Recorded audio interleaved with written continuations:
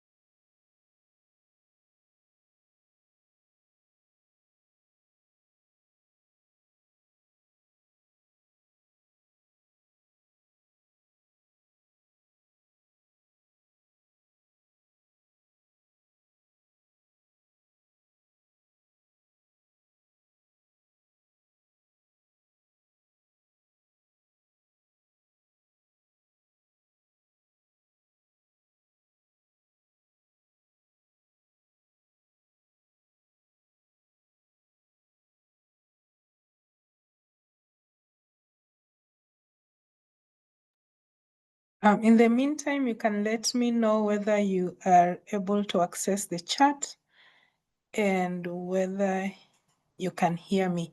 You can just use the chat to let me know whether you can hear me. And I'd like also to know that to confirm that you're able to access the chat and use the chat.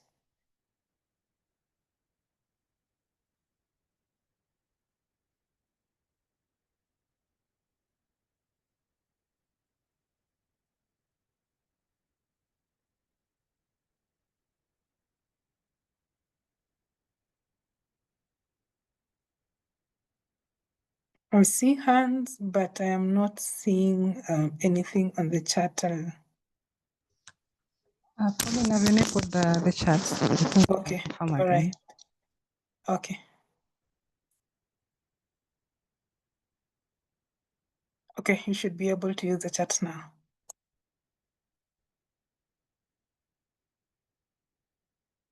Okay, I think we are 3 minutes past and we can begin. Thank you. Oh, okay, okay. Glad to hear that you can hear me and glad to see that you can use the chat. Welcome to this session. My name is Pauline Soy. I am a communication officer at the African Center for Technology Studies. We are so glad to have you today. Thank you for joining us in this informational webinar.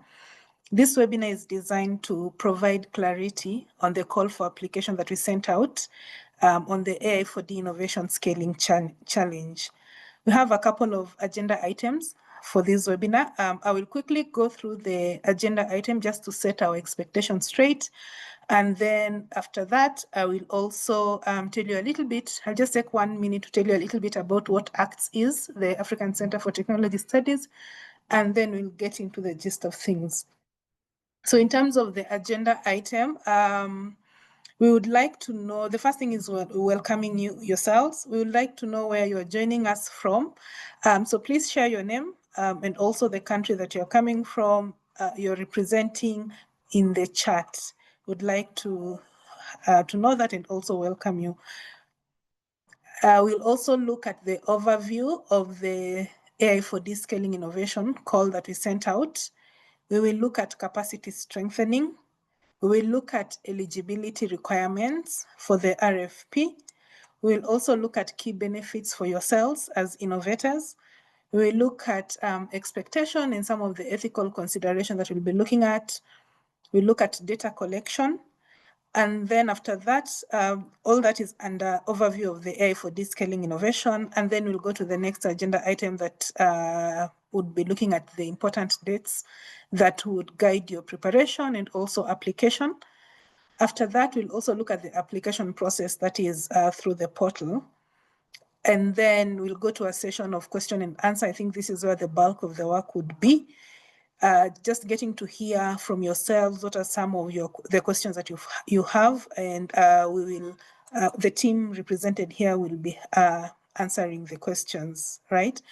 However, if you have any questions preceding in the preceding presentation, you can also either note them down, and during the Q&A session, you can speak out. We will enable your microphones. Or you can also put them in the chat just in case you might forget, or just in case you just want to use the chat and you're not able to use your mic. Right, so allow me to quickly take you through who we are as the African Center for Technology Studies. Maybe go to the next slide.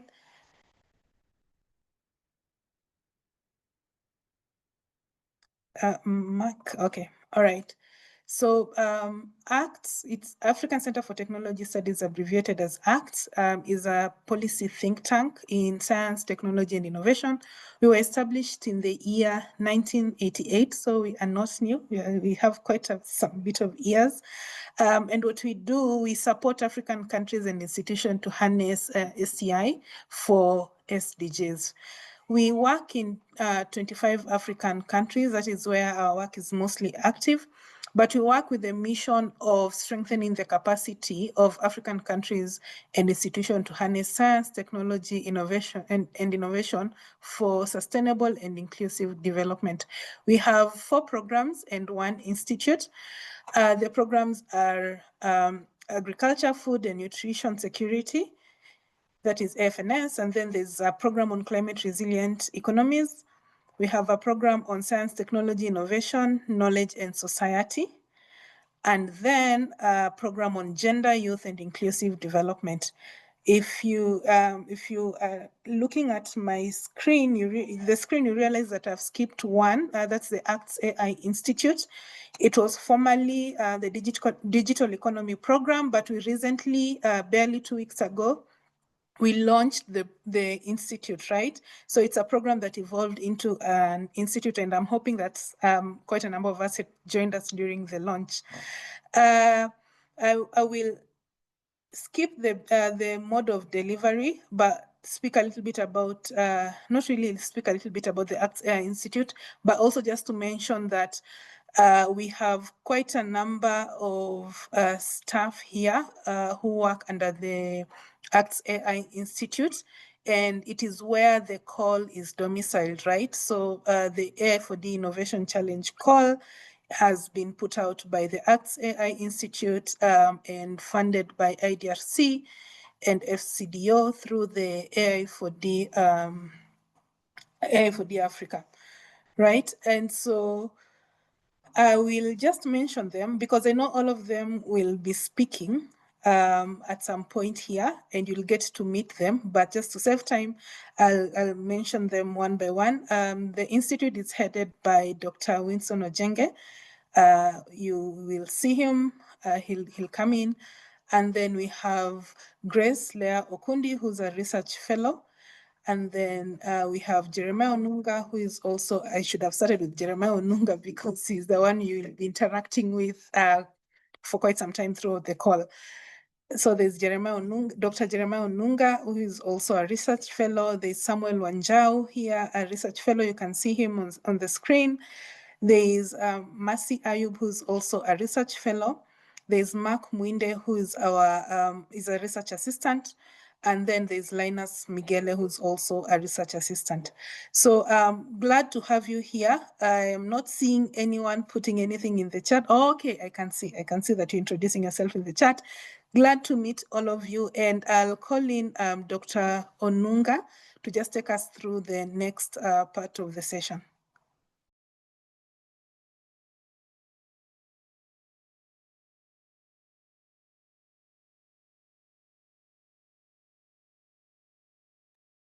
Dr. Onunga, if you can hear me. You're muted. Thank you, thank you, Pauline, for that good introduction. I am Dr. Jeremiah Onunga. I work with the AX Institute as a research fellow has been said. So I would want to take you through this call, and I would start by giving out the overview of the call. This is an AI4D, that is artificial intelligence for development call. It is being seen through or implemented by AX AI, as Paulina said, with the support from IDRC and the FCDO, the UK FCDO. So the program under which it's being managed is called LEPSI. LEPSI is Lab for Ethics, Policy, and Scaling of AI. We are concerned with scaling different innovations in AI that most of us attending this call have been engaged in. So it is a program at AX. AX, as has been said, is the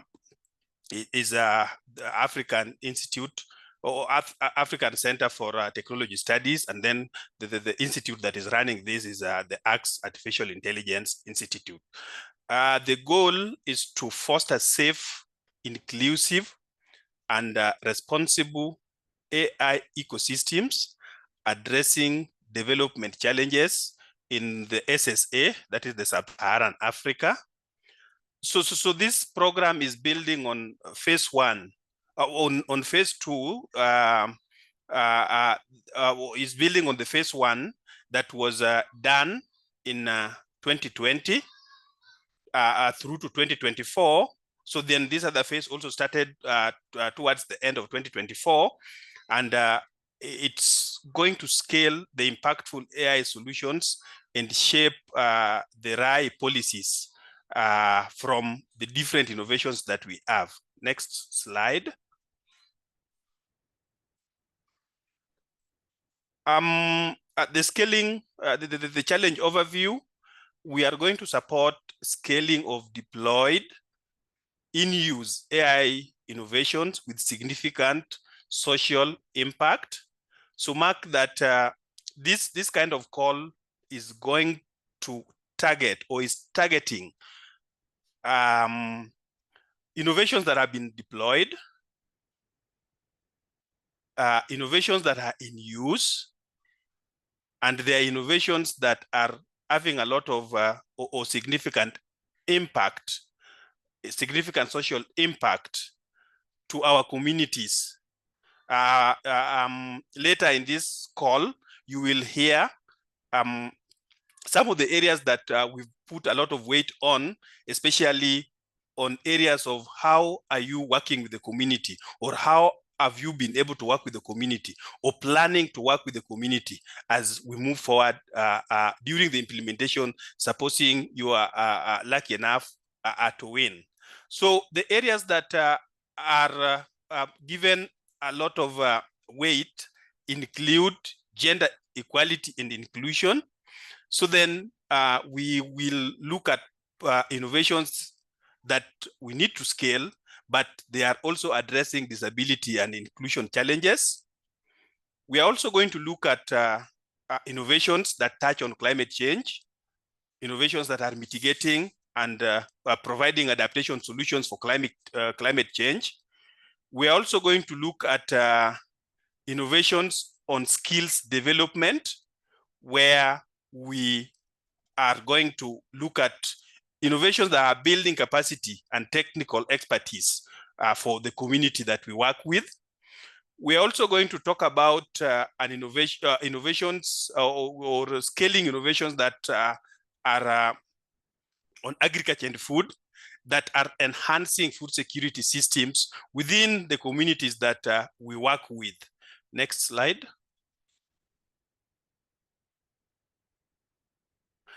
I just want to start us off by describing what innovation would be.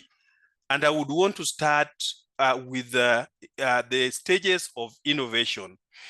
So in the call, we put in a question that expected you to describe or choose for us at which stage is your innovation, and then go further and describe it. So then we'll get to understand how, with this scaling innovation call, we now come in. So the stages that we considered for this call, and remember that we had said that we are talking about things that we are talking about innovations that are either being used or have been tested. So we are considering, for the sake of this call, ideation stage, where we are whoever is proposing some scaling innovation should be at a position where is able to identify the problem and opportunities and generate potential solutions to the opportunities or to the problems that they have identified. The proof of concept stage is where we expect us to now turn ideas into workable models or initial versions to test functionalities. The MVP stage, at this particular point, we expect innovators to validate the core idea with minimal resources by testing it with real users and learning what to improve or build next. If your innovation is at the pilot stage, it means you shall have validated the idea, the idea's potential, and you have refined based on real input from the communities that we are working with. Then early deployment stage, you shall have delivered the innovation to end users or customers effectively. So we would want to hear from us who are going to apply for this call to explicitly explain to us at which stage is their innovation and what is it that they need, so then they scale it. Next slide. So in this case, we are also considering scaling to mean expanding the model's capability or deployment. How do we do this? We can do this by increasing data. We are increasing computational power, or we are applying AI systems across more use cases, across more users or environments. So let us treat this, because this is the core of this call, because now whichever innovation that you have, are you going to scale it by increasing data? Are you going to scale it by increasing the computational power? Are you going to scale it by applying the AI system across more users, more use cases, or environments? And the goal for this scaling is to maximize impact, performance, and reach of the AI solution. So by scaling, then it's either more people will use it, so then you maximize the impact, more people will use it, so then you maximize on its performance, and more people will use it, so then you widen your reach, or the reach of the AI solution is widened. Some of the types of scaling that we considered for this call include horizontal. Horizontal is where now you already have the innovation, but you'd want to test it in different markets. You'd want to test it on different geographical areas. Then we also considered vertical scaling, where you need to now maybe make more tests in an effort to deepen the innovation. Then there is the functional scaling, where we are saying that you want to embed new functions into this innovation. maybe it's doing some things to some extent, but you still want to make users feel that it can do more. So then you add functions to the innovation. Then there is the ecosystem. There is the ecosystem scaling. The ecosystem scaling is where now you want to look at different platforms. You want to look at different partners, or you really want to look at complementary applications that can also help your innovation to spur. Another key area is a franchise. With franchise, you are going to now try to replicate some of the proven models from your innovation. You say that, say you are in Kenya, for example, like some of us, then it works well for Kenyans. So then you want to go to another country and maybe improve on the model. Then there is the modular. In modular scaling, now you want to introduce it to other social and economic or environmental aspects, or you want to introduce the social, the economic, the environmental aspects of the scaling. Then there is the impact scaling. So then at this particular point, you want to show us how impactful your scaling is. And then on platform scaling, so you want to explain to us the foundations upon which the innovation is built on. So then it is accepted by a large number of users or a large number of people who are working in the same in that same space that you're working on. Next.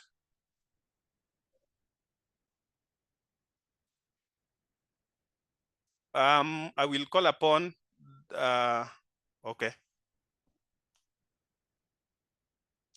Thank you, Dr. Jeremiah, for taking us through the introductory part. Good afternoon, good morning, and greetings from wherever you're joining us. Welcome. So my name is Grace Lea Okundi. I'll be taking you through capacity strengthening. And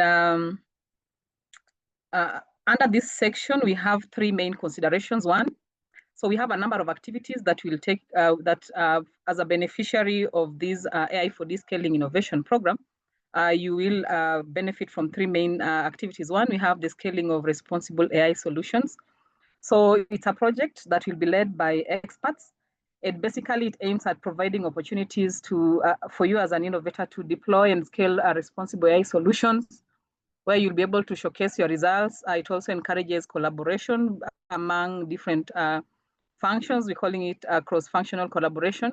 And should also help you as a beneficiary to adapt performance metrics to be able to contribute some tangible outcomes that can help build on the responsible AI framework. So we shall offer the mentorship through experts and specialists in the event that you become a beneficiary to this. Number two, capacity activity that will also engage with the sensitization of responsible data collection framework. So today, as we know, we live in an interconnected world or digital space, and having responsible data collected in the entire AI process is really paramount. So through this program, we shall advance your responsible web data collection practices to enable or to help you provide some better or robust framework of data collection guidelines, which will emphasize on accountability, transparency, and even fairness. So we'll have a program that will also help you as a beneficiary to also get some acquainted with this. The third capacity complementary activity will be the AI policy brief development.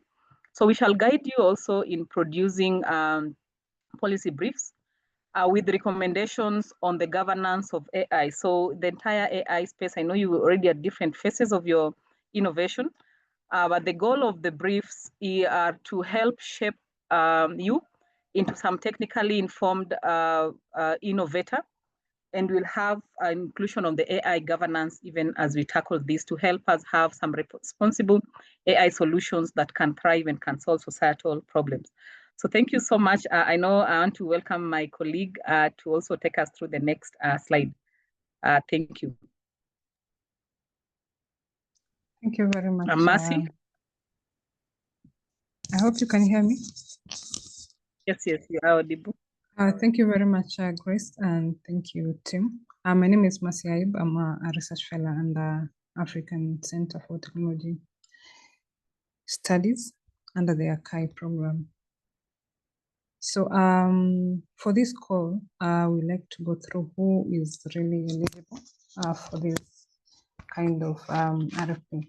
So individual researchers are encouraged to apply. And if you're also in an AI startups, or especially if you're scaling, you're eligible to apply, or you're under an SME, or you're an SME, so you are also eligible to apply. If you're under a research institution, also you are eligible to apply. You can also come in as a group of individuals or a group of maybe research institutions or a mixture of those. So you can have a consortia where it's a group of individuals or institutions that are applying. So you can apply as a consortia. The thing that you must consider, you must be within, or just a bit within the sub-Saharan Africa, with a few exclusions. There are a few countries that are excluded. So I think you can check the list on the call, and most of you maybe have seen the call. So you can check the list on the call of the countries that are eligible, so you can get full information. Then what are the requirements for your solutions or the application that you're going to use or under your proposal? So as Dr. Nunga has said, there are various stages that you are at. So we like to have something that you're able to scale. So it must be beyond, have gone beyond the proof of concept. If possible, you should have deployed it in real life conditions. Know that it's something that maybe you have run on data, maybe that is provided free data online or cargo, but you should have tested it or deployed it on the real life conditions. Then it should address specific problem in the focus areas. So there are focus areas that you are targeting, especially agriculture, responsible AI. So you can check those focus areas on the main document on the RFP. You're able to get the main focus areas that you're targeting. Also, you have to demonstrate that you have a scalability, you want to scale, and you have a sustainability plan for that. What is your plan? How are you planning to sustain that application or that system that you're trying to put up? So you should be able to demonstrate that. And also now, if you deploy it, that means that you engage the user community. So please ensure that you have some engagement or you've shown some engagement to the user community. So thank you. I would like to welcome my Dr. Jenge for the next presentation. Sorry, Linus, thank you.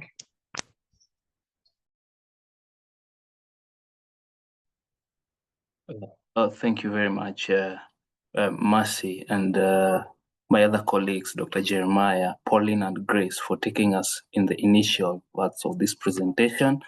And I am also super excited that you are all here for this particular session. Thank you very much.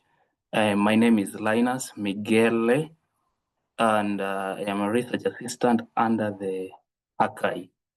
And so you realize that there are some the benefits from this call that you will get as an innovator if you win this grant.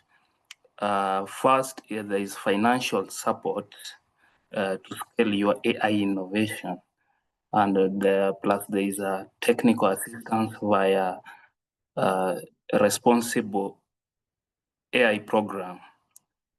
And you realize that, you notice that the grant amount is up to $100,000 US.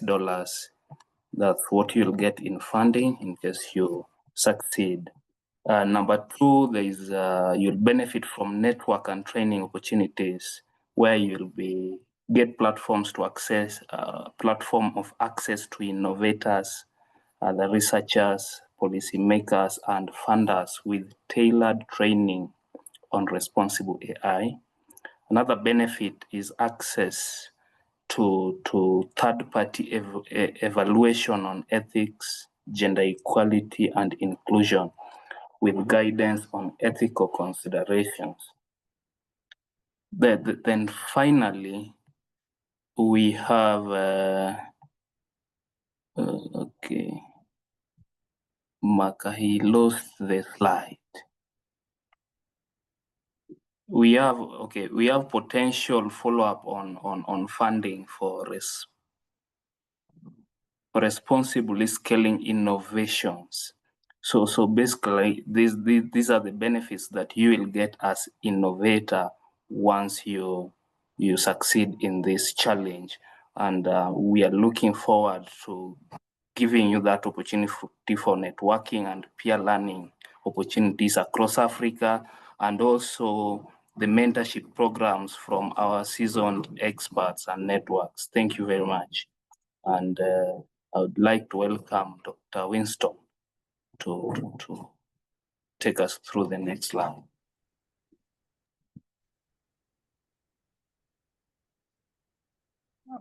Okay, maybe before Dr. Ojenge comes in, thank you, Linus, for taking us through the benefits.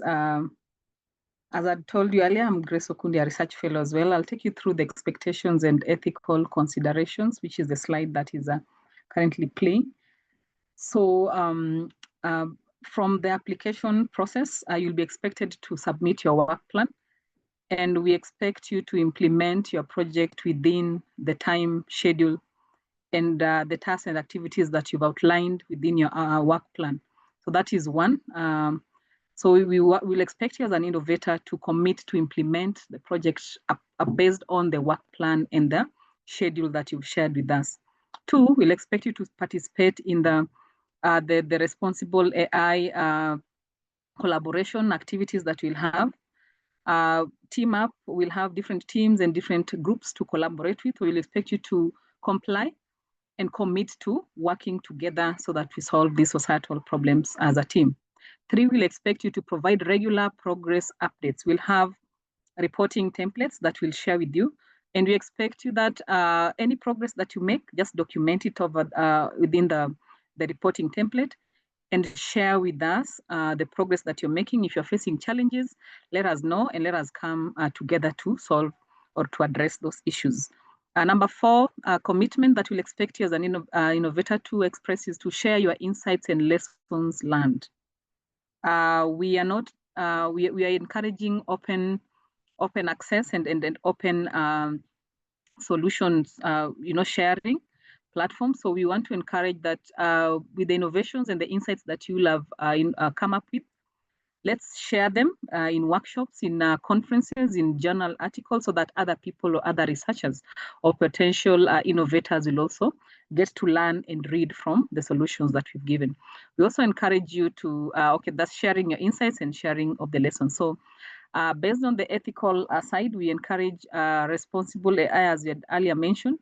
And based on the ethical framework that we will take you through, remember in the capacity strengthening, we mentioned that we'll take you through how to come up with your solutions ethically based on different frameworks. We have the different frameworks that the IDRC and the acts actually bench or base their studies on or research on.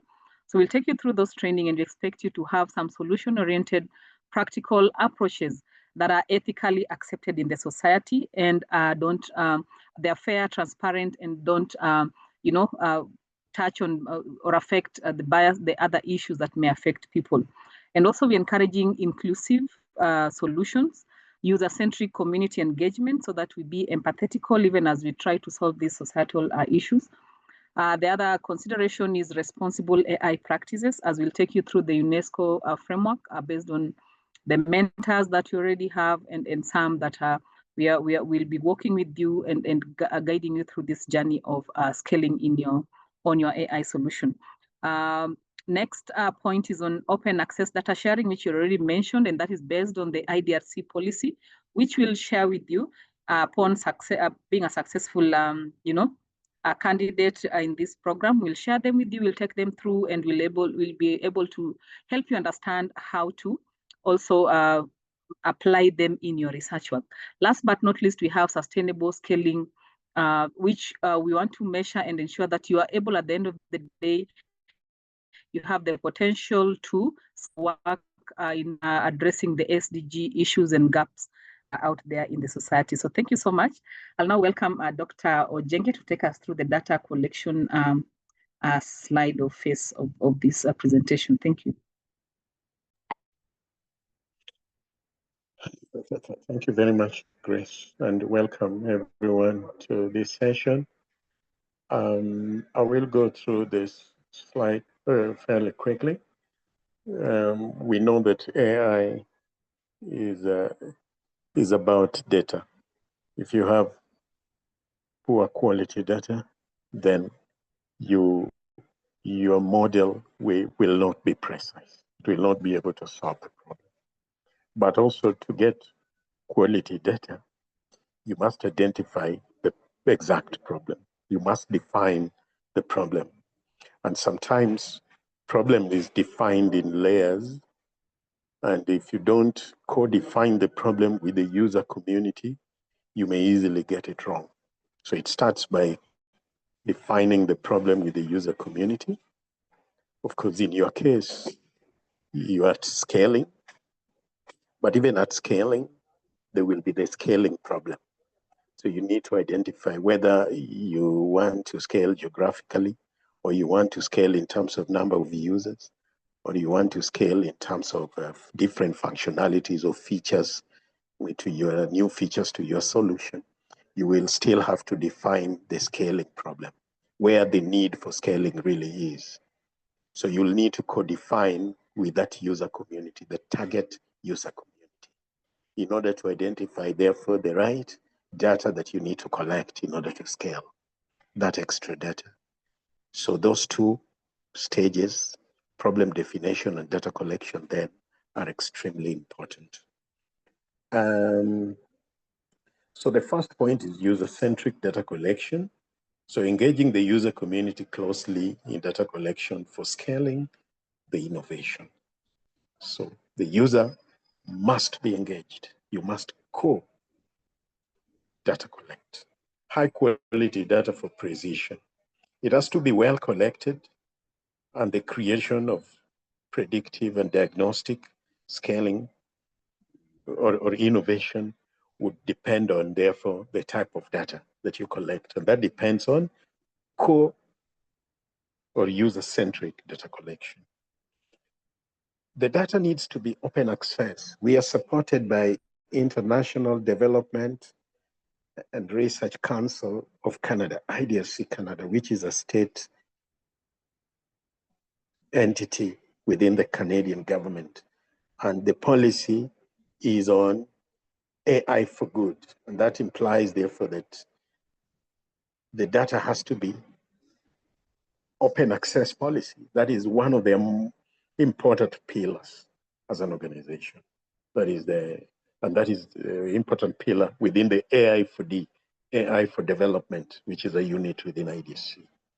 So the data you collect, will have to adhere to the IDC open access policy. Whatever you build must be solution oriented. So that means even your data must be realistic data. And that is why we don't encourage secondary data. Sometimes secondary data can be very powerful, but it must be very contextual to what you want to do.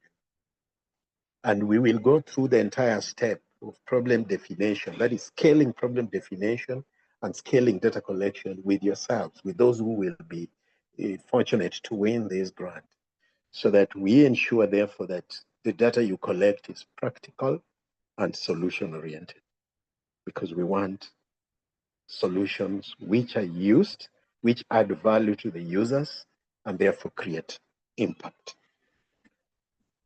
So then the rest is a clear problem definition and systematic data collection. And I need to maybe finalize this by saying that we have noted statistically that a very small percentage of AI solutions which are developed in Africa are actually deployed. Majority of them are just lying idle. And part of the reason why they're lying idle is because the developers tested them and found them not to be very precise. They're not very precise models. And part of the reason we suspect highly through lots of studies we've done, part of the reason is because problem was defined poorly. Most of the developers are youthful. So the problem was defined poorly, not with the user community. The data was collected poorly, not with the right representative user community. So for that reason, AI, therefore, because majority of the AI developed in Africa are not being deployed, Africa is not feeling the impact of AI. Is not reaping the benefits of this new technology, which is very powerful, though risky too. So it's therefore our purpose and our main focus to enable those who will succeed in this grant, that we will support you to co-define the scaling problem with the users, target users, and co-develop the data set, again, with a representative sample of the users, so that you're able to develop quality and impactful solutions which add value to the user. Thank you very much.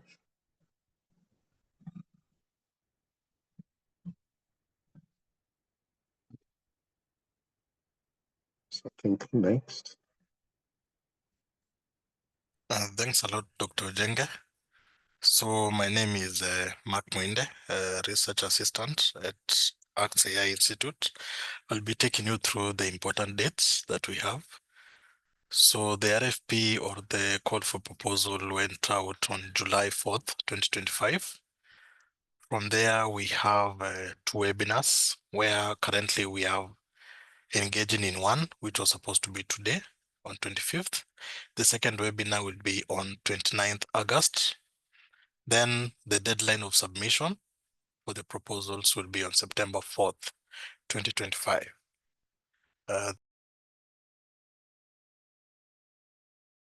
Now I take the mic back to Samuel.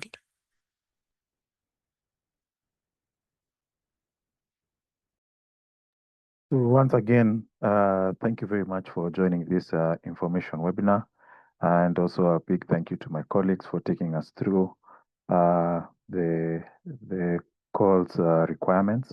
So now we've come to the most important component of this webinar, which is, we'd like to listen to your questions regarding this call. So far, in the chat section, we've already received 9 questions, and we'd like to thank each and every one of you who has posted a question. So first, I think we will do this together with Dr. Jeremiah and also, of course, with the colleagues. I'll read the first 3 questions, and then I'll hand it over to you, Dr. Jeremiah. So the first question comes from Wana. Can you please elaborate on your definition of SME and startup?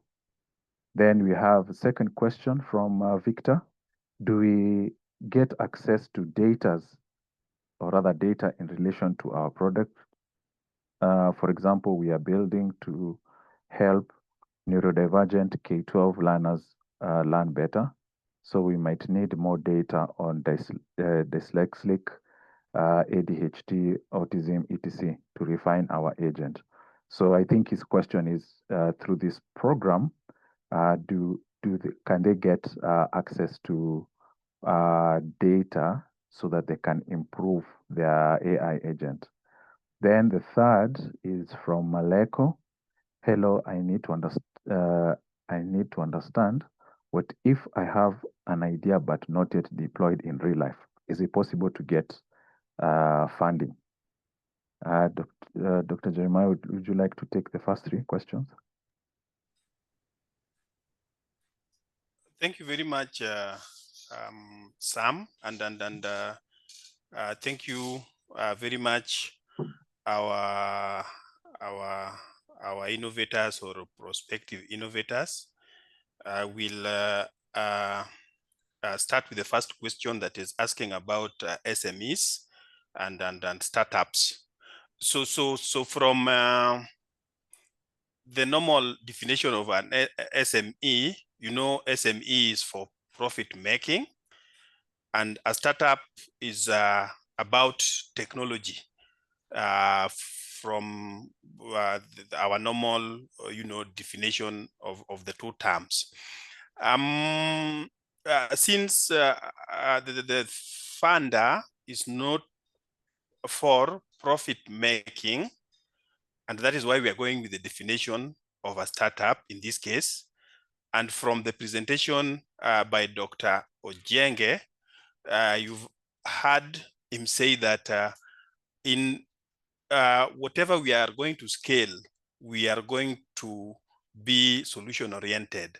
So for the purposes of this call, we are not aiming to make profit, and so we are not going to talk more about solutions that are for profit making, but maybe we may consider what you are presenting, and then maybe implement, and then after the implementation, then we are going to be able to see if we can commercialize it. And that is going to be outside this call. That is going to be outside this call.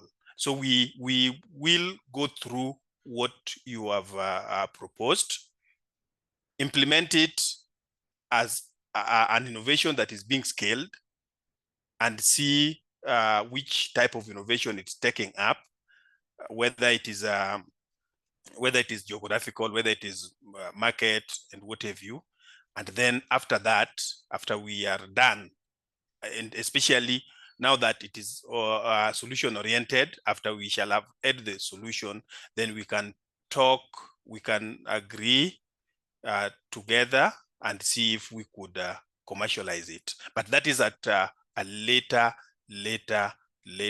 stage. The second question is on data. I will request Dr. Jenge to help answer this if he's in the call. Doc? Yes, I'm in the call, Dr. Onunga.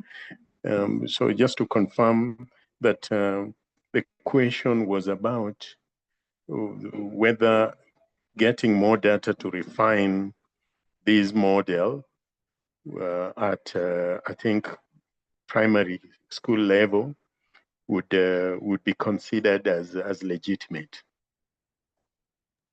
Yes, Doc. I'd love, yes, Samuel, you could repeat the question. Yes, that is. So let me repeat the question. Yes, please. Actually, yes, the question is on: do we get access to data in relation to our product? For example, we are building an application to help neurodivergent K-12 learners learn better. So yes, we might need more data on dyslexic, ADHD, autism, etc. to refine our agent. Yes. Yes, I think if at all the question is asking whether we would be able to get you this data, then we need you to justify why. We certainly would love to support you if your solution has huge potential impact, like the one you're suggesting, to be able to support children with autism. But now it would depend on whether we are able to get that data for you. You will have to define where that data would be got, because you are the developer. You're the one who knows the exact data need. And if we feel that we can get that data for you, if it's well defined, then it's something we can consider, though we cannot guarantee. So you'll need to tell us exactly what nature of data it is, where that data can be obtained, and we'll need them to look at our networks and resources and see whether that is data we can get for you, and then certainly that will work. I think then, but if at all the question is about whether getting more data is part of scaling, yes, again, you will need to justify why you think that more data will certainly improve your model. And if you can justify based on the performance of your model currently, that it needs more data and it will be adequate to refine it, then we would like to see that justification. Then it will still be a legitimate proposal. Thank you. I hope that I've been able to address your question. Thank you, Doc. And I think Victor is still in the webinar. If his question has not been fully addressed, he can raise his hand and probably provide more detail on his question. So the third question was on had come from Maleko, who was asking, I need to understand what if I have an idea, but I have not yet deployed it in real life. Is it possible to get funding? Thank you, Samuel. Thank you, Doc, for that beautiful answer to the question. The question on idea, we were very much concerned about innovation and scaling it. But if you have an idea, then from this call, the template, there is a part where we are asking what stage. Please just go ahead and propose your idea and tell us explicitly, explain to us how this idea can be achieved or rather implemented, and from there we shall do our reviews and get back to you if it is an idea that we can go with. But let us also have it at the back of our mind that for the purpose of this call, we really wanted to get ideas that have been deployed, ideas that needed to be scaled. Thank you. And thank you, Samuel. Thank you very much, Dr. Jeremiah. So we had a hand from Bikal. Samuel, oh, sorry, Doc. Samuel, could I just add something very quickly to what Dr. Nunga is saying, Jeremiah is saying?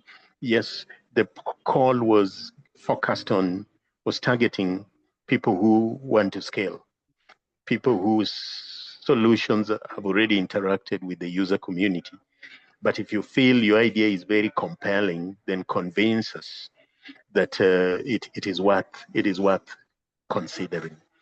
And then again, about SMEs and startups, you see most times SMEs would be enterprises. Enterprises mean profit making, but startups are those units or entities that are starting to use or to apply in a new way technologies.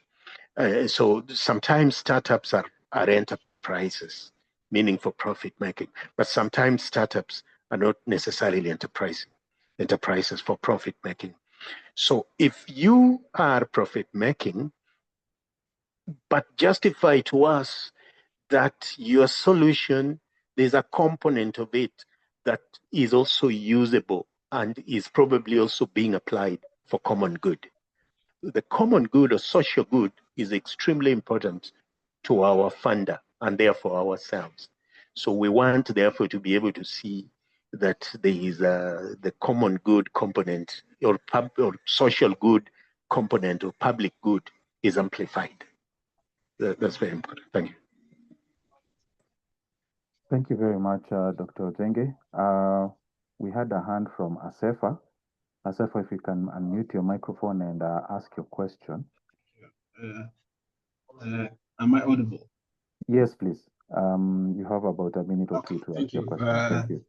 Thank you, Doctor, for your presentations and for actually sharing what the scope of the fundings. What I would like to ask is, we are AI-based company in Ethiopia who work on financial inclusion for SMEs and also for farmers. So what I would like to ask is, in the list of eligibility criteria, it's mentioned SMEs, individuals, and research institutes, plus consortium is allowed. And for us, we are PLC, then profit making, yet we have experience in some projects which are actually implemented and on place. So since it's scaling, we're saying, okay, so we can use this opportunity to scale. So I'd like to ask, since it's not directly mentioned, I want to make sure if our company is eligible. And the second one, what I'd like to ask is, just on data collection, as AI is based on the quality of AI is based on the quality of data that we have. So when we say we have to collect data, and it's not clear if we have to share the data, make it publicly available, some of them can be sensitive information. So I'd like to know what is the line, the clear line that what we have to share and what we don't have to share. Thank you. Thank you very much, Asefa. You are not in a very, your line was not very clear. However, I think I've captured your two questions. One, you've mentioned that you work in a profit-making organization, and you'd like to scale your existing solution. So you're wondering if that solution is eligible. Then the second question is, when it comes to data collection, once you've been supported to collect your data, are you required to share the data with us, as the data may be proprietary? I hope I've got your question correctly. Yes. Okay, yes, you have. wonderful. All right. Dr. Jeremiah, would you want to pick those two questions, please? Thank you, Samuel. John, I think Dr. Jenge has been able to explain that if you're profit making, then you really need to tell us if you have the social component of your work, since our funder is very much concerned about the social aspect of the innovation. So I think that is something that has been addressed. You could apply, you could show us that you are profit making, but we are also concerned about the social aspect of this work. So if you are able to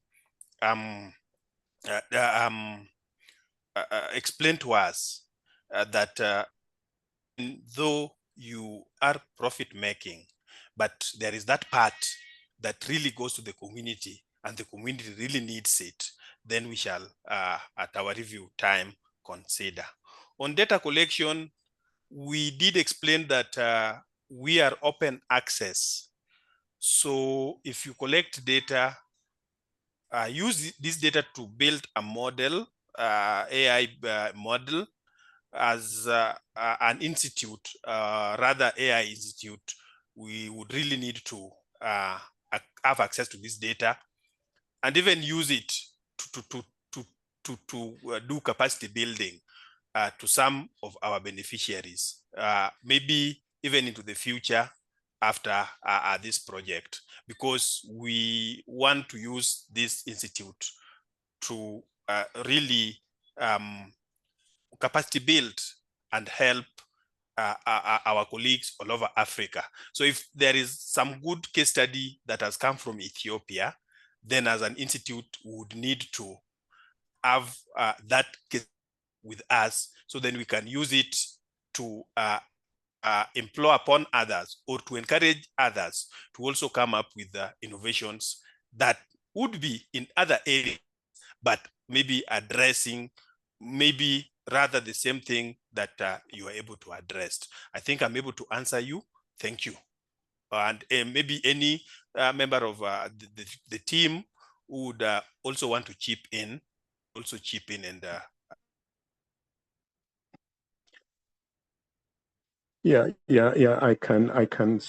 I can actually support totally what Dr. Nunga is saying, that the reason why we become careful with profit-making entities is because profits a lot of times may mean abusing the rights of the public, because profit becomes everything, the main driver, and therefore the welfare of society and the public is usually not considered. I don't think our IDSC as an organization will be proud to support a situation where a few individuals want to rack up all profits, but abuse or step on the rights of majority of many people. So that is why if you think you're a profit maker, then try to justify to us why your public good or social good component is big enough for us to want to support you. Then again about sharing the data, there are instances we have seen where our grantees or beneficiaries have wanted to stay with the data for a while, maybe because data is sometimes shared immediately. You collect it and you share it. Other people will develop models quickly that overshadow you. So you may want probably to stay with the data, keep the data private for a limited period of time, but eventually you must release it. So we would therefore suggest that you would share the data with us under conditions that we will keep it private for a certain reasonably limited period of time as you develop your model and launch it. But at one point, we must reasonably release the data for public access. Yes, thank you.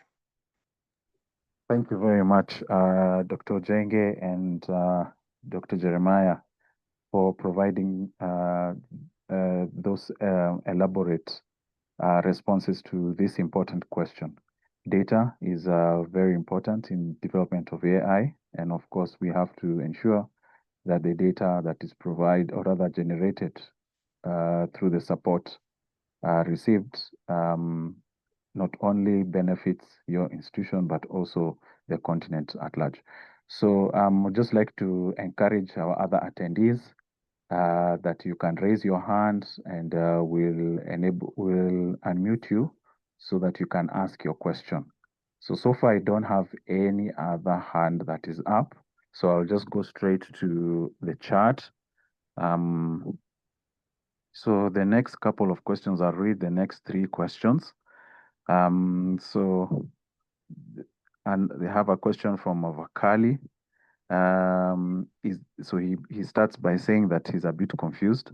Is the goal to create a mobile or web application, or rather to propose innovative AI ideas such as capacity building, for example, in the field of education in Africa?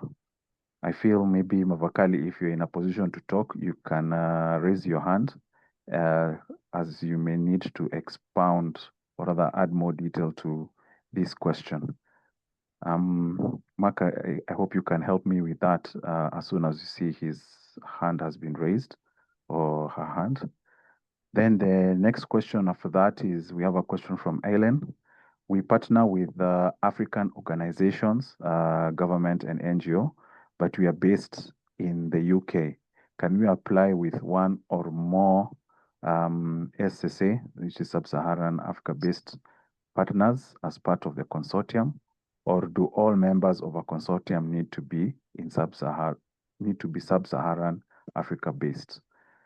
Then Yeah, so then we have a question that is close related to that. Still from Avakali, I am a PhD student in Europe and our solution is based in Francophone Africa. Are we eligible? Dr. Jeremiah or Dr. Ojenge or any one of my colleagues, Grace, would you want to answer Alan's question or on if a consortium can apply for this call and where should the lead member of the consortium be? Thank you, Samuel. I would ask Dr. Jenke to take if in a position, and then maybe Grace also to join in. Thank you. So I'll take the first question by Helen, which is the fact that they are an organization based in the UK and they have partners within a consortium that are based in Africa, and whether they are eligible. Okay, that's a very complex arrangement, and therefore I will ask two very essential questions.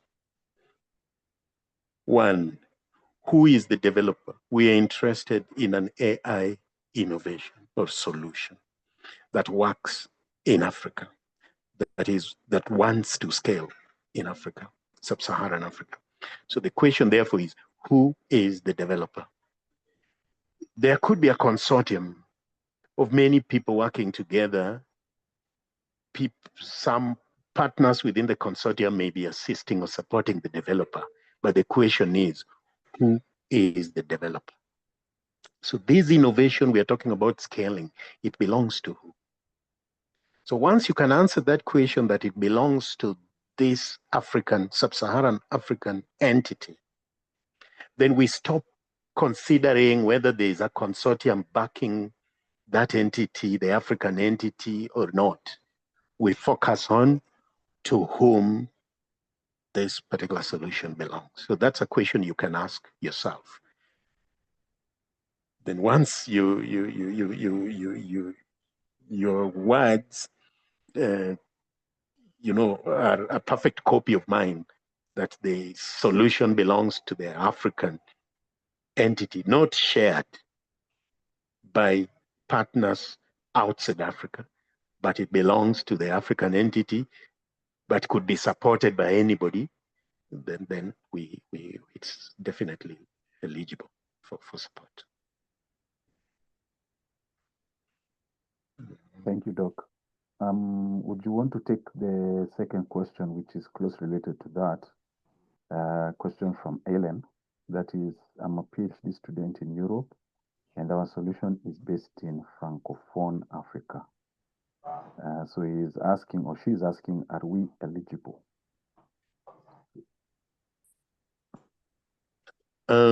We want to work with innovators who are in Africa. The reason is that we will interact with them closely as they develop their solution in Africa, as they go to define the scaling problem. We would want to work very closely, even visit them, talk to them occasionally face to face. We want to share this difficult journey with them. Scaling AI solutions is an extremely difficult journey, and we want to do this together with them. When they will be collecting the data, we want to support them occasionally, visiting them face to face and developing it, data collecting with the user community. So you see, now the question is, where is the solution based?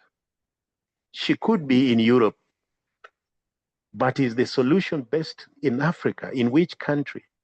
In what space? And she's interacting with which users in Africa?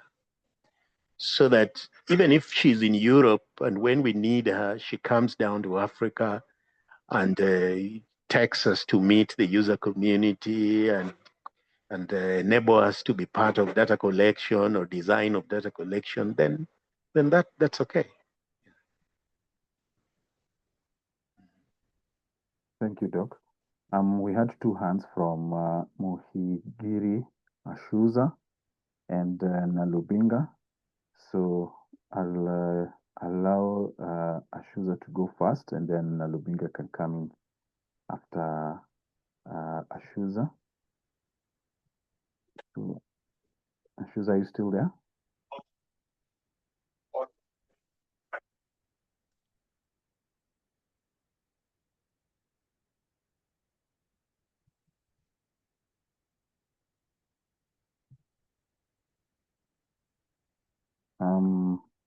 I'll enable, so we have another hand. I'm not sure. Thank you, moderator. Okay. This is Gertrude. I had actually placed the question in the chat. I wanted to find out whether international non-government organizations with registered country offices in Africa qualify to apply. If the country office works independently and is able to, has its staff base and is able to coordinate all work on ground. Okay. Thank you for that question. I think we can take another question. I can see Ashuza's hand is up. So kindly unmute your microphone.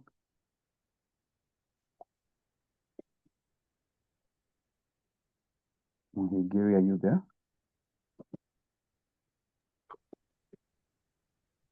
Hello, can you hear me? Yes, please. Hello. Yes. Hello, can you hear me? Yes, please. All right. Thank you so much, professors, doctors, for your presentation. It was really insightful. My name is Ashuza Albin. I am joining from the Democratic Republic of Congo in Africa. Actually, I have a question. We are a community of small farmers. So among those farmers, we have our own farm. But separately as a farm, we noticed a pressing problem when it's come to, actually it's about farming, broiler chicken farming. So we are working on a AI solution based to address the diagnosis and prevention of like early diagnosis and prevention of illness among flocks in farming. So we are currently working on the solution. We haven't yet deployed it, but we are currently working in the problem, like the solution have been validated by the community, and we are currently working on it. So I would like to know whether we are eligible for applying for this call. That's my question. Thank you so much. Thank you, Ashuza. We'll have one final, or rather, we have a hand by Andrew. Thanks. Andrew, you can unmute and ask your question. Thanks, everyone, and thanks for the presentation. I'm just wanting to know if the solution is aimed at education support for school learners, that is AI powered, whether that qualifies in that broad sort of categories that you mentioned in the beginning. Thank you. All right. Thank you very much, Andrew. So I think we'll go through these three questions. Dr. Jeremiah, we have the first question from Nalubinga, who's asking, can an international organization with a country office in Africa apply for this call? Then the second question comes from Ashuza, who's based in DRC, says that they have developed an application that is targeted to small farmers who are currently practicing broiler chicken farming. They have validated the solution with the user community. So they're asking if if their proposal or rather the application is eligible. Then finally, we have the third question from Andrew. Very interesting question is that if this call is can support education support for AI for learners. Thank you, Samuel. for coordinating this, and thank you for the questions. I think I just want to, on the first question, I want to build on what Dr. Jenga has been saying, that this is a sub-Saharan SSA thing. And if this organization is working in Africa, whether it is international, but it's going to work with the African community, then I think the organization is eligible to apply, and I would just request them to get to our application platform and send in their application with the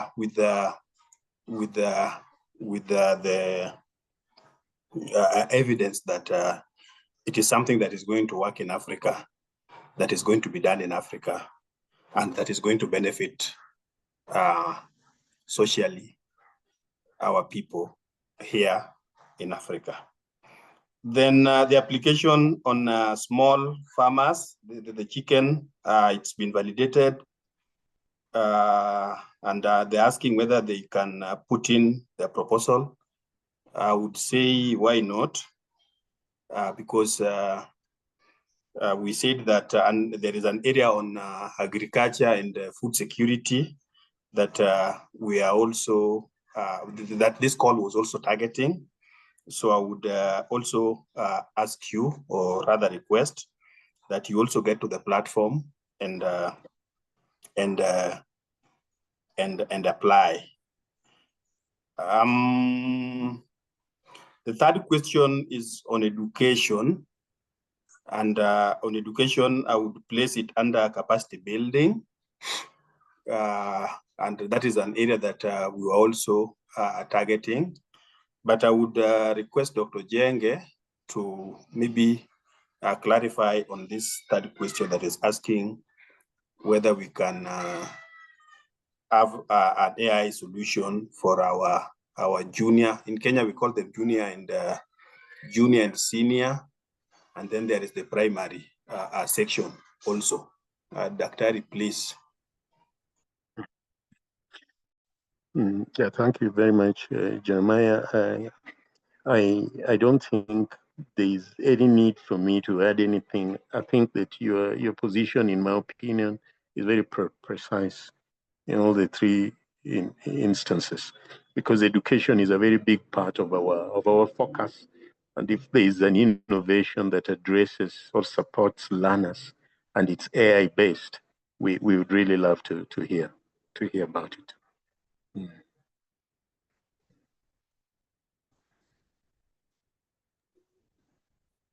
Thank you very much, Dr. Jenge. We still have a hand from Ashuza. Ashuza, would you want to ask a follow-up question? And I can see we have another hand. Okay. Ashuza, please proceed.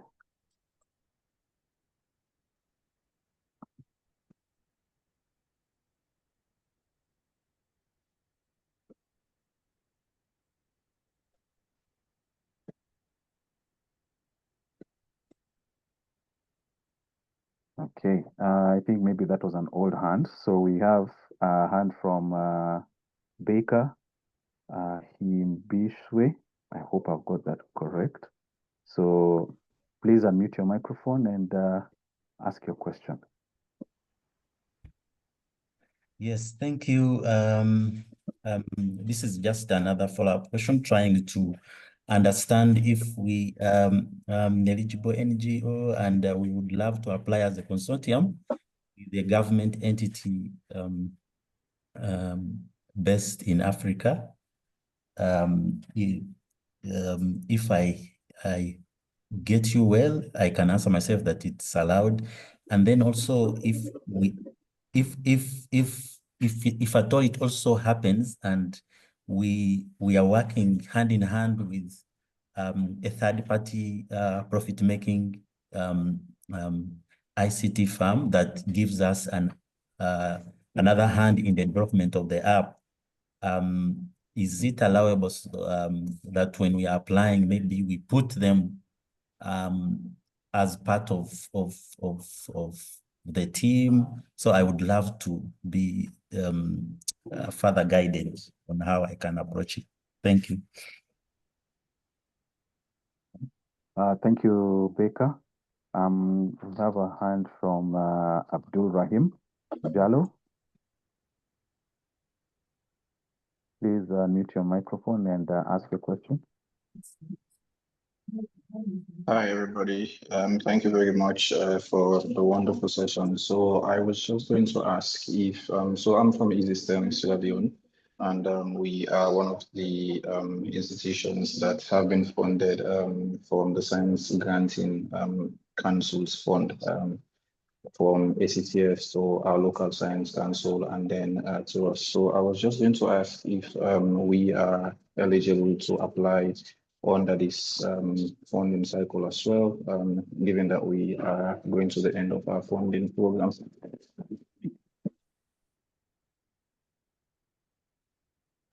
I'm sorry, Abdul, you may need to ask your question again. Your line dropped momentarily. So if I got it right, you're saying that you're working at an SGC agency based in Sierra Leone, and you're wondering if you're eligible to submit a proposal. Is that your question? I think I lost. I'm sorry? No, it's just like part of what's happening, but so we are currently being funded through the local science council, which more or less came from success. So I was asking for us to be eligible for this current cycle.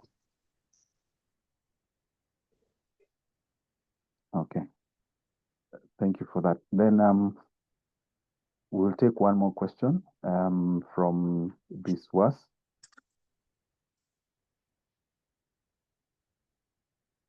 Biswas, please. We have Moshwim Biswas. Hello, can you hear us? Hello. Yeah. Can you hear me? Yes. Thank you very much for the opportunity. Actually, I'm working for a Japanese company.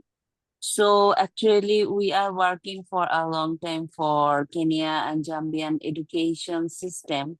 So recently, we have also, like this month, we went to Zambia and Kenya for our AI powered like English composition writing feedback tool. So we have also the like permission from the like NEC, Kenya National Examination Council, and Education Ministry also as well. So we have the partners in Zambia and Kenya as well. So are we eligible to apply for this challenge? And also, like as you have discussed before, that education is a major part of your focus. So what do you think? Like, can we apply for this challenge? Thank you.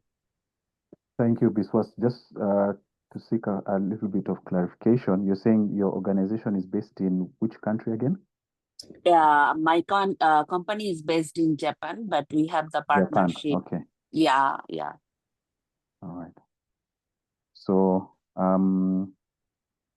we have, so I'll allow Dr. Jeremiah to respond to this round of questions. So we have Baker, who would like to seek guidance on whether a government entity based in Africa who is partnering with a third-party profit-making organization can apply for this call. Then Abdul Rahim, based in Sierra Leone, acknowledged, or rather has informed us that he's working in a Science Granting Council, which I think is receiving funding from the same funder. And so he would like to find out if he can apply for this call through that institution. Then we have the third question in this round of questions from Biswas. Biswas works for an organization that is based in Japan. However, they are working with the Kenyan government and also the Zambian government in developing an education tool for English composition feedback. And she is wondering if they can apply for this call. Over to you, Dr. Jeremiah. Thank you very much, Samuel, and thank you very much for the questions. I just want to have a follow-up question for the Kenya, Zambia, and Japan. Is it a profit-making entity? If they come up with these tools, do they charge the Kenyan government to pay? Just a brief elaboration about that.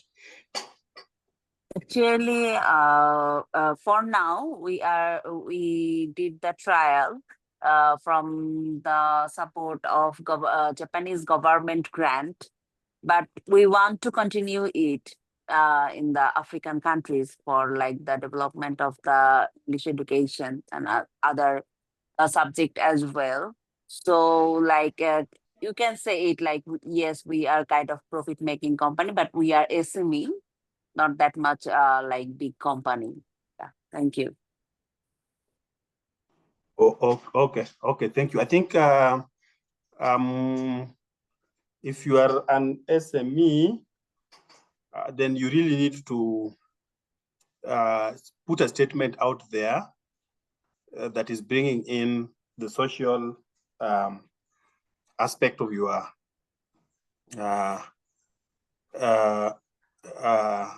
the social aspect of your application, because like we've said since we started this call, we are saying that our funder and us are not for profit making, and this call per se is also not for profit making. And Dr. Jenge explained that some of the SMEs would always abuse, if I use that word, if I can use that word, their potential clients. So we would want to understand if there is the social aspect, which is helpful to the communities. Like in this case, you're saying you're working with Kenya and Zambia. You'd want to scale it, that is geographical scaling. You'd want to take it to other African countries. But if you're going to make profit out of it, is there social impact? Is it something that these countries really need? Or is it something that you just want to get profit and earn a living out of? Then there is the question about an organization that is being funded by our funder and is asking whether they are also eligible. And then there is the question about a government, an organization that is working with the government, and then they're also working with a third party that is profit making. I would request any of my team members to handle the two questions. The first question is about an organization that is working with the government of an African country and a third party that is for profit making.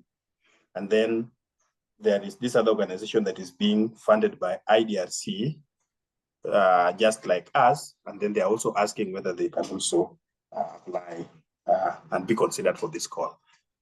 Maybe Dr. Jenge, you'd go first as other team members also come in. Thank you.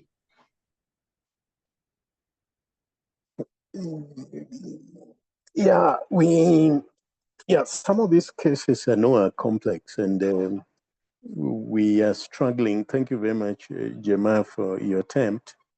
And we are trying to unravel them, and we may not really get to understand the arrangement very, very well. But I need to say this, that if your entity is being supported, one of your partners is a profit maker, you see, you will be able to answer that question more than us, better than us, whether this thing really belongs to the profit maker, the IP belongs to the profit maker, and you're giving the profit maker some service, or this thing belongs to you, but the profit maker is supporting you in order maybe also to exploit or to engage the same solution with their clients. So if the IP belongs to you, then the profit maker is supporting you, then just justify to us that the profit maker is not unduly influencing you, that you are focused on public good or social good, and not just plain profit making as your main focus. Because like I said, we are scared of a situation where a profit maker is only concerned about the profits and not about the social good. And so that the AI may end up hurting society at the, in order for the 1 or 2 or 3 people to make their profits. The same thing applies with the Japanese company. You are working with government, the Zambian government, but are they your partners? Are they sharing the IP with you? Or you, maybe through your embassies, you sought the assistance of the Zambian government in order to access the Zambian market? So that the only role the Zambian government plays is to give you access to their market. Then you see the Zambian government is not your partner, and therefore you're a profit maker. So then the question still is, can you justify that you have a big social impact or public good or social good component? So that's why we're saying we're not dusting away profit making, but there is a way profit makers can be making some reasonable profit, but also, changing the lives, transforming the lives socially of the community that use this. So those are things that you will need to justify. The SGCI seems to be an ACTS beneficiary. So ACTS has given you the grants to do what you are doing, which is very good. We really are interested in what you're doing, but it will need to have interacted with the user community in order for you to want to scale. But if it hasn't, then it will need to be a very compelling idea that then we want to listen to. Thank you very much, Dr. Jenge, for providing that clarity. We'll take another round of questions. To start us off, I can see we still have Baker Ahimbiswe's hand up. So Yes. please start us off, and then we'll have Good News Akpan. Yes, just a follow-up still on the same, where we talked about, like for our case, if we are sure the IP doesn't belong to us, the IP belongs to the service provider who is hosting the app and also assisting in the, and also providing more assistance when we need maybe a few changes here and there. So in that case, I would love to understand whether we still apply or we don't apply.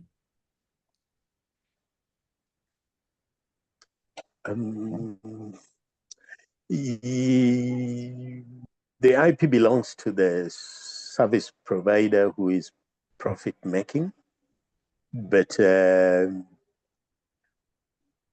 service provider may make decisions which may want to amplify profits, and some of these decisions may hurt the interest of the users or the target user community.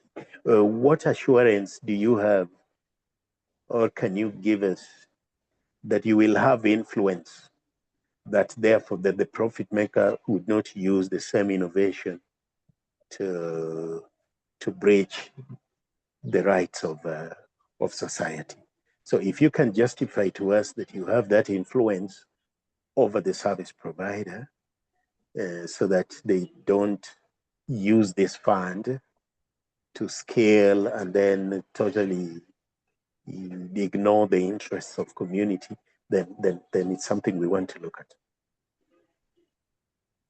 All right, perfect. Thank you. Thank you very much, Dr. Jenge. And also for Baker for highlighting this question. So good news, please unmute your microphone and ask your question.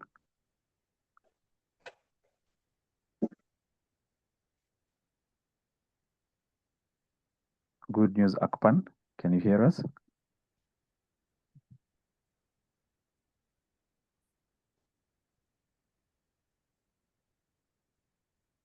Okay, so good news, feel free to unmute your microphone. Oh yes, we can hear you now. Hi, my question is, I'm building a solution in career development and skill development powered by AI. I'm not exactly building a large language model in itself. The solution is powered by AI.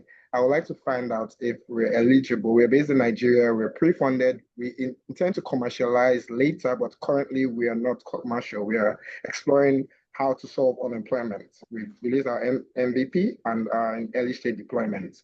Thank you.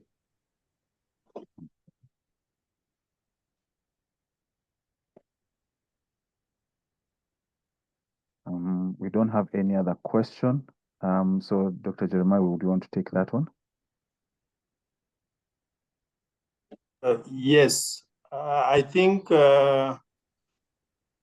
in your case, AI is going to be an enabler, and I think it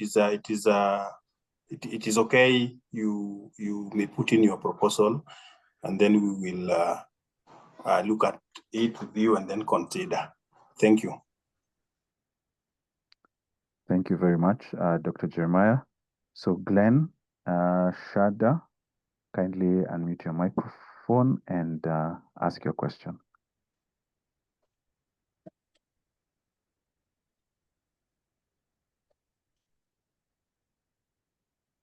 Glenn?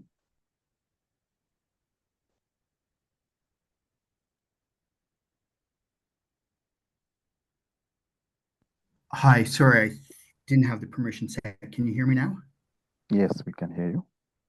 Okay, fantastic. And thanks for putting together this webinar. I think it's a fantastic opportunity. The African Development Bank talks about public-private partnerships. And is that a model that you guys are familiar with and willing to support? Or can you speak about PPPs at all? Okay. Thank you, Glenn. Dr. Ojenge, would you want to take that one? So I need to understand if at all the African Development Bank, together with who are developing a solution, that is the PPP arrangement. It would be nice to know. Yes, we're actually putting in an application. So we're not yet working with the African Development Bank, but we have a collaboration with World Fish, which is a division of CIGAR. And we are, so I'm actually the private part of that collaboration. And so when we're talking with African Development Bank, they're really saying they want to move away from the traditional aid model or the traditional grant model and move towards more public-private partnerships. And so I'm just wondering, and it sounds like you guys have heard public-private partnerships.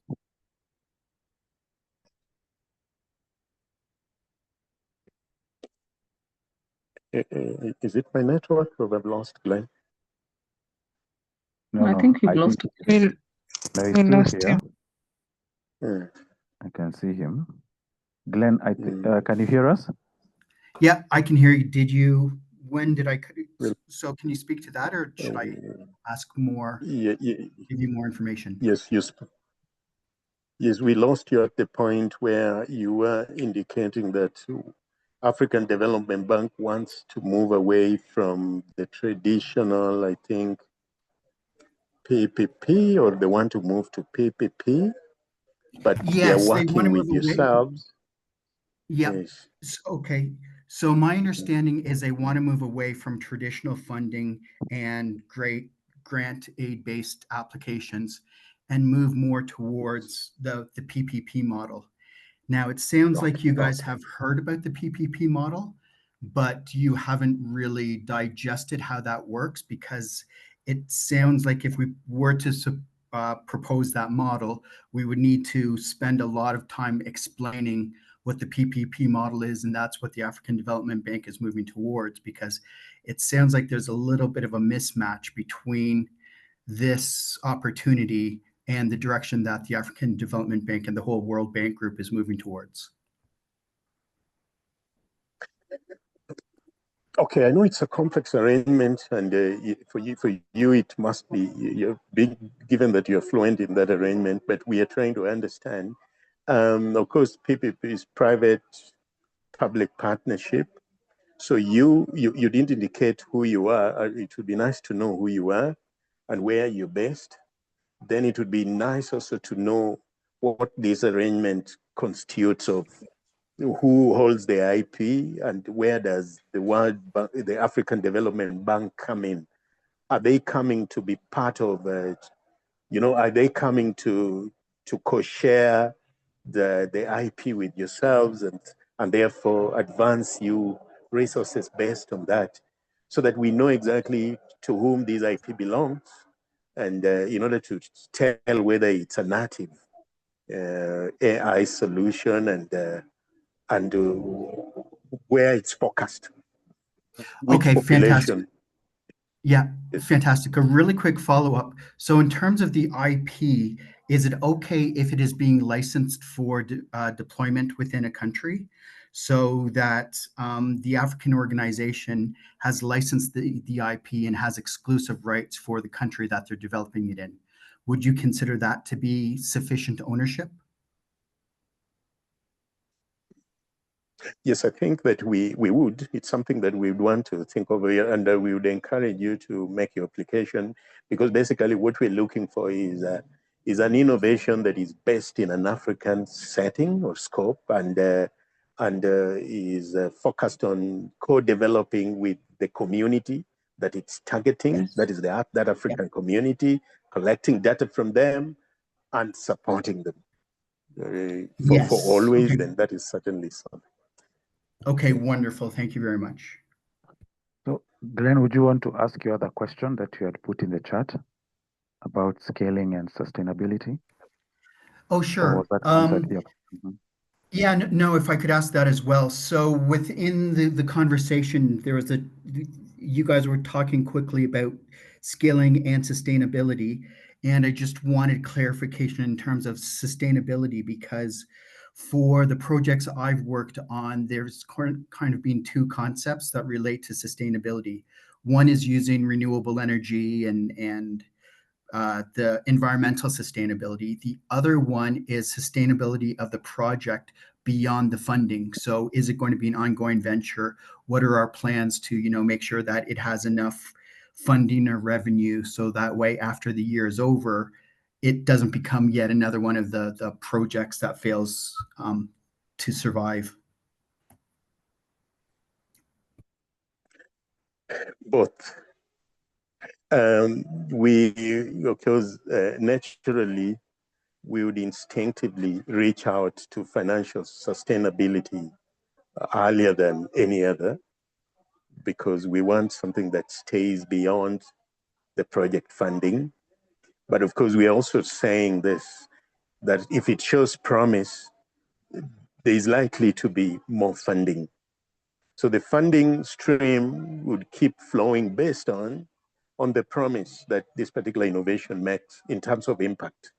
So financial stability and sustainability is certainly powerful, but we also want projects. And if you look at the template, and go down to the ethics of AI assessment at the bottom part of the tail end of the application, then you realize that ethics of AI is also very important to us, not just the scaling of it.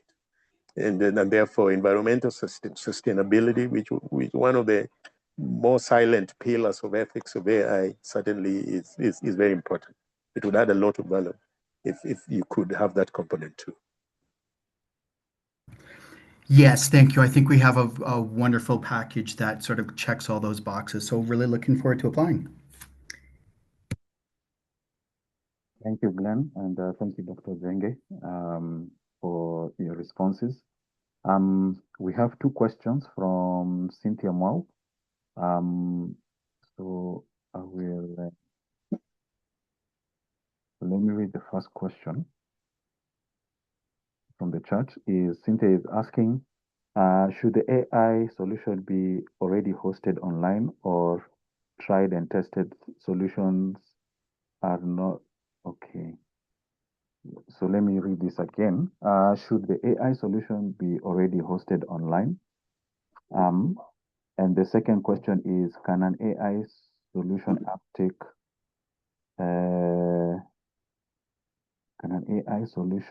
uptake new geographical area which faces challenges we are dealing with, even if data has not been obtained in this new area, but baseline survey has been done? So, Cynthia, your questions are not very clear. Do you want to unmute your microphone? I can give you rights to talk. Cynthia, are you there? Yeah, hello. Can you hear me? Yes, please. Please ask your two questions, kindly. Yes, I was asking whether the AI innovation should be already an application or a web design that is already hosted online that you can be able to view online and see how it works, or it can be something that you've already piloted and tested, but maybe you've not hosted in a domain that is publicly maybe available. So that was my first question. And for the second question, I don't know if that is clear enough. Yes, please ask your second question. And for the second one, in terms of geographical scaling, can you just can scaling also be like taking now that innovation to a new geographical area, even if we have not already used that particular solution with those people, but we have already done baseline survey and seen that a solution that is working in other geographical solution can also work in that particular area. Okay. Thank you very much, Cynthia.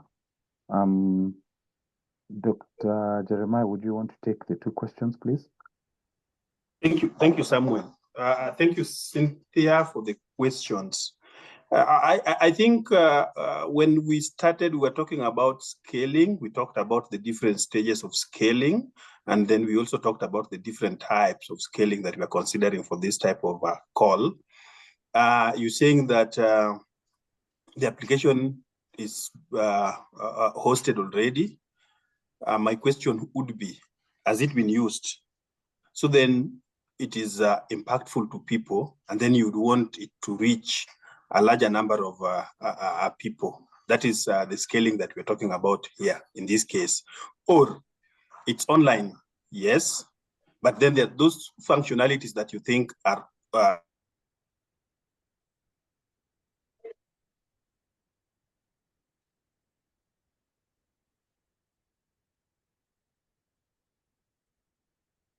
online, whether it is online, but it is something that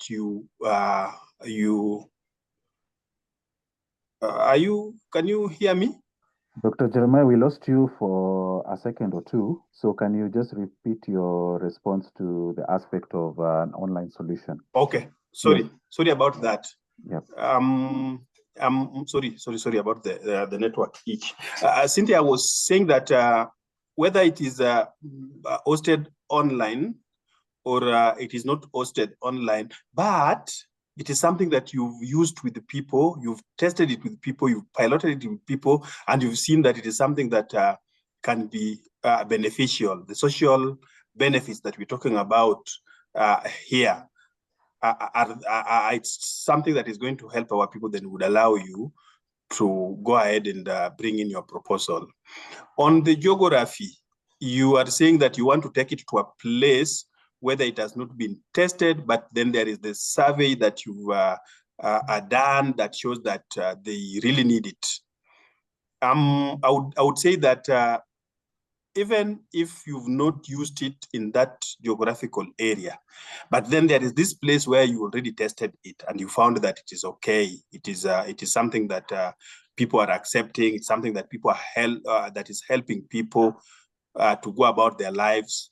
Then you want to take it to another geographical area, and it's only that you've not tested it there, but you've tested it with other community people, members of the community. Then we will also allow you to put in your application.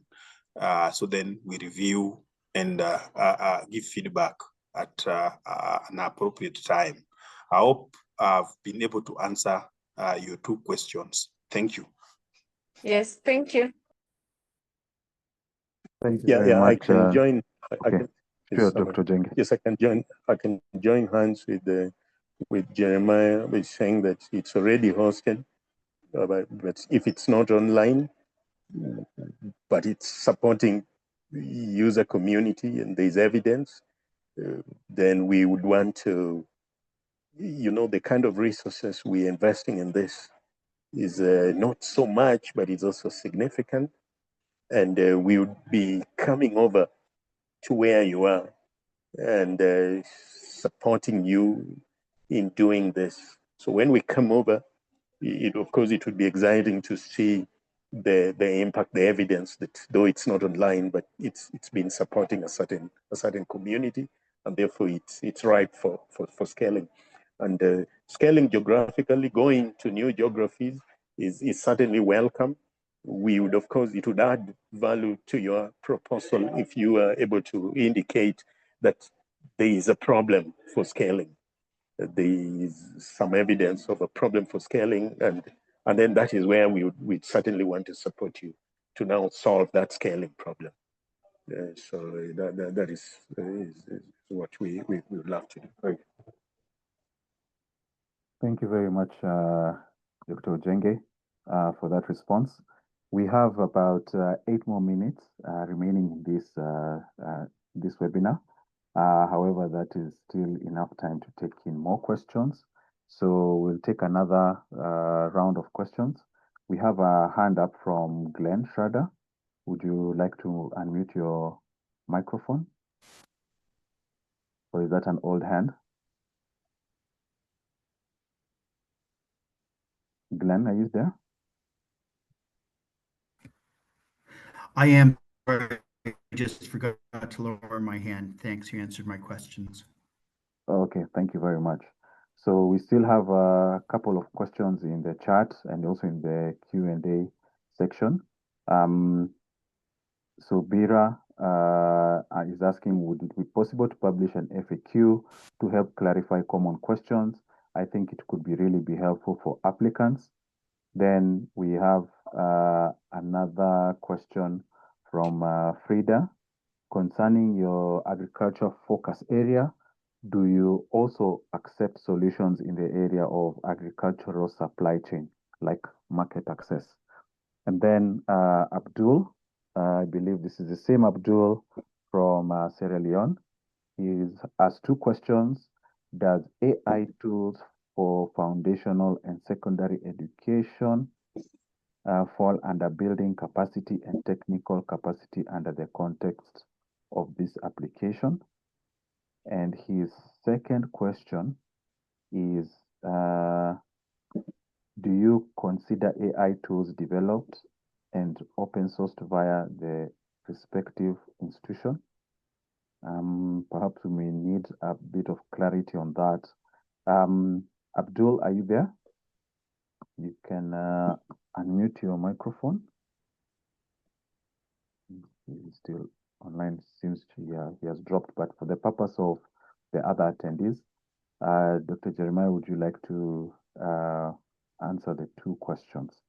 That is, 1, would it be possible to publish an FAQ to help help clarify common questions? And the other question is concerning the calls agriculture focus area. Do you also accept solutions in the area of agriculture supply chain, like market access?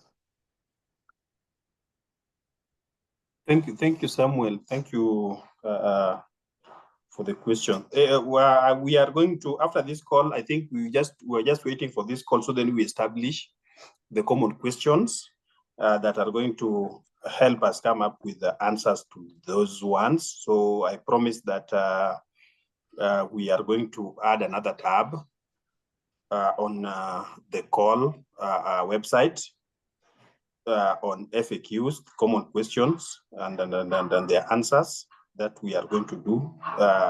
Maybe I would promise that you check by Friday next week. I think we shall have added that that tab. The solutions on market access. I think that is another area that we will encourage that you put in the proposal, because now after the farmer has had the produce and he has it or she has it in surplus, it needs to get to a market. If we can get an AI application that has got very good social impacts, we will allow you to or encourage you to apply, and we shall review and give a feedback at an appropriate time.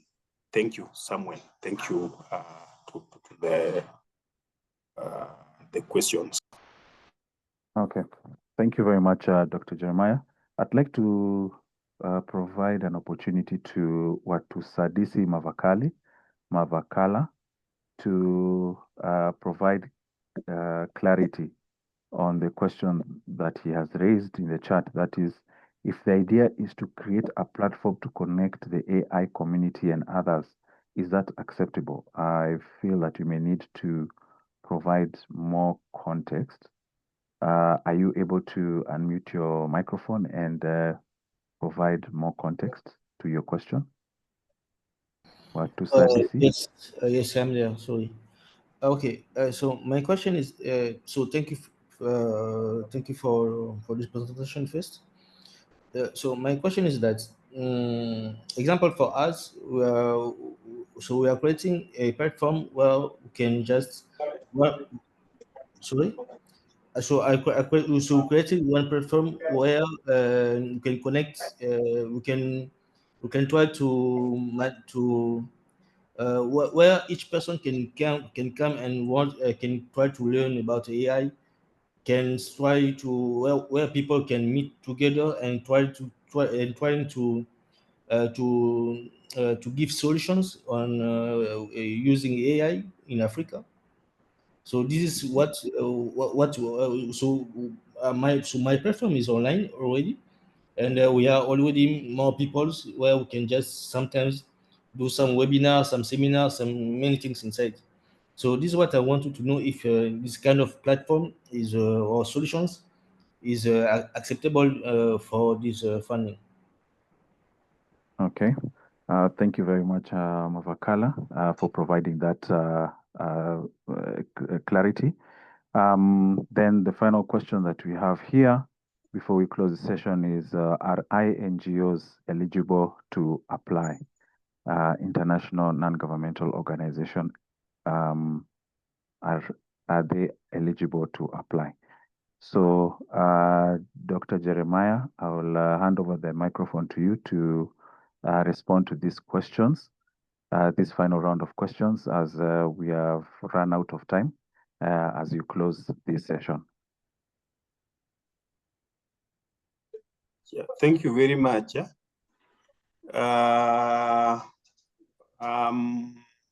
We did answer the question about international NGO, if they are eligible.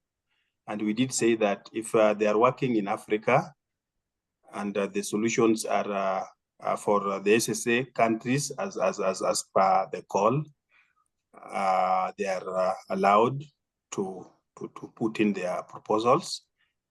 The other question, Samuel, if you could remind me. I can remind you. So Mavakala has mentioned that he has a platform where various users can connect and learn about AI, meet virtually, and also provide solutions. The platform is already online, and so he's asking that can this solution is this solution eligible for funding? Thank you. Thank you. I think if you are able to tell us which that you would want to add onto the solution, so then we see it is an innovation that you are able to scale, and then will allow you to put it forward, build the proposal, and then let us look at it. And you also need to tell us whether it is different from the so many applications that we have that enable people to interact, not even on AI alone, on different areas. Like, now we are using a Zoom, a web conference application to meet with people from almost everywhere in the world, in Africa, that is, and the world. So if the application that you have come up with has got some aspect of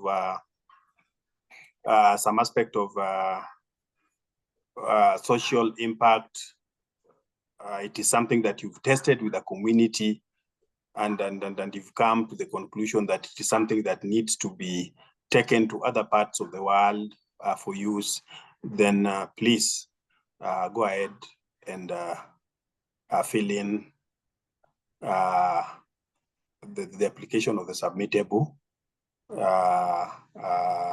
through our website, the ACTS website, and the AI4D website. I want to close this. Maybe Jeremiah, just a bit on the last question. If the real focus of this grant was on AI innovations. So certainly, if this platform were employing AI in some way, then there would be no question, there would be no doubt. That's certainly a very powerful AI innovation.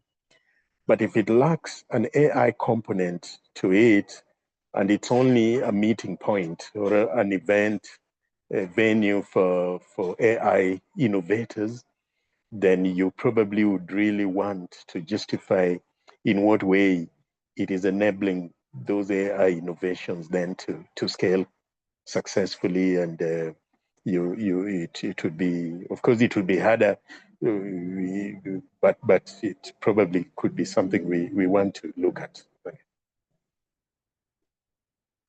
Thank you, Dr. Jenge, for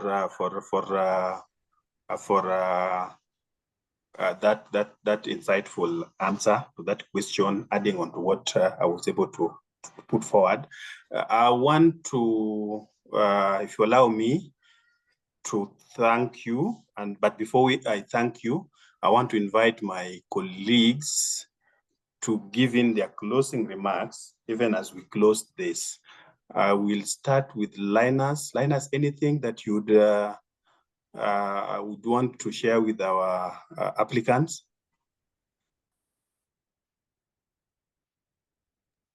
No, Dr. Jeremiah, I think I'm good. Everything has been well articulated, and thank you all for attending this session. Back to you, Dr. Jeremiah. Thank you, Linus. Mark?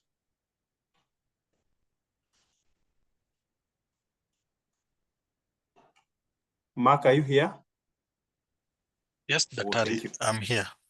Nothing else from me. I'm okay. Thank you so much. Mercy?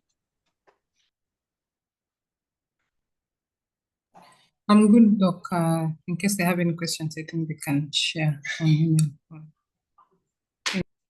Okay, Thank you so much. Pauline, anything for our applicants or prospective applicants?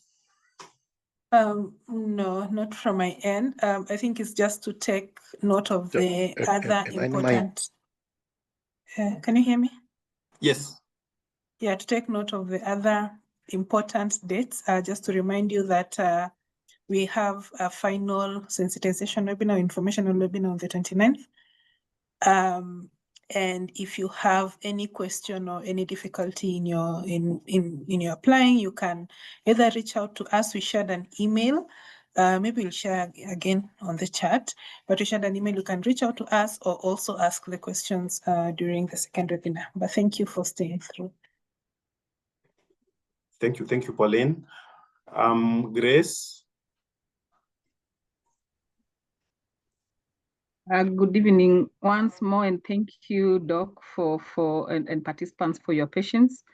Mine is just a clarification that for the questions that are touching on the consortiums, it would be clear to just outline when you're writing about your team formation and your governance, just clarify the roles clearly and indicate that this is being addressed by this and this function will be done by this.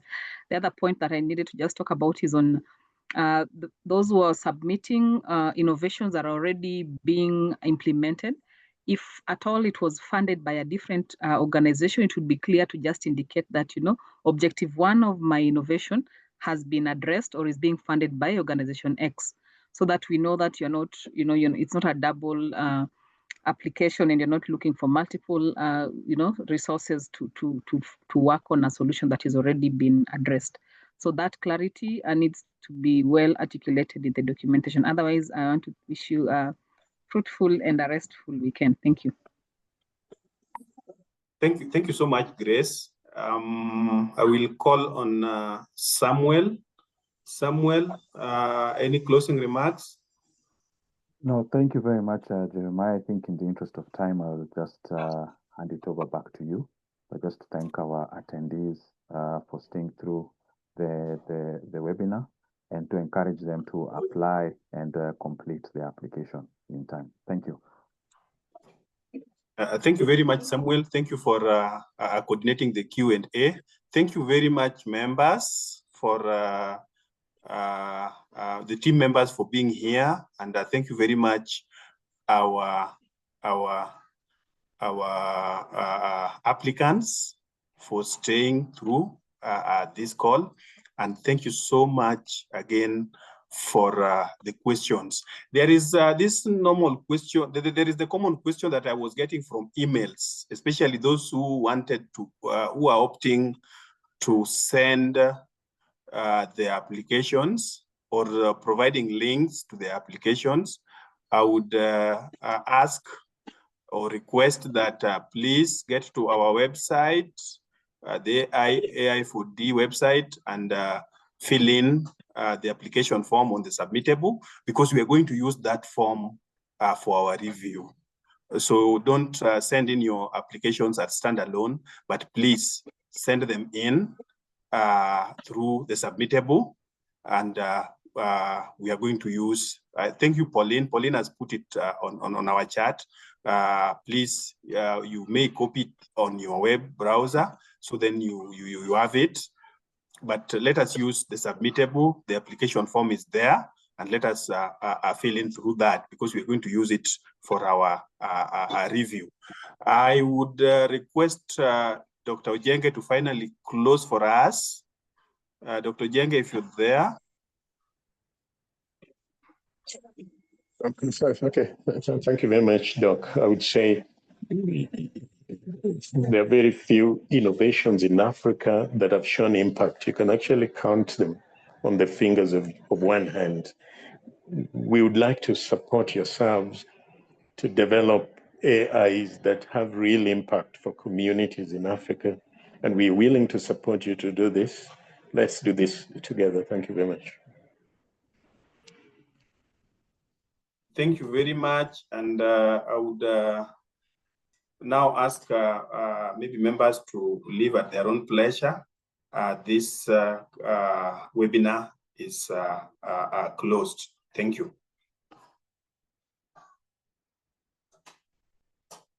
Thank you. Thank you, thank you, guys. Thank you, people. Thank you, Jerome. Thank you for coming.